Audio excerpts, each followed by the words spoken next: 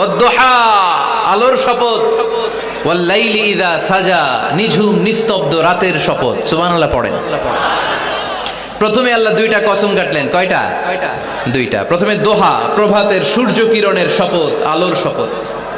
এরপরে অন্ধকারের শপথ কাটলেন। আলোর শপথ দিয়ে আল্লাহ তাআলা ওহী আশাকে বুঝালেন, আর অন্ধকারের শপথ দিয়ে আল্লাহ ওহী না আশাকে বুঝালেন। আল্লাহ বুঝাতে চাইলেন, নবী সব সময় আলো থাকলে ভাল লাগে না। 24 ঘন্টায় যদি সূর্যের আলো, এখনো সূর্যের আলো, সকালেও সূর্যের আলো, খালি আলো আর আলো, ভাল লাগবে? কথা বলেন না কেন? আবার 24 ঘন্টায় ঘুটঘুটে অন্ধকার, কোনো আলো টালো নাই, ভাল লাগবে?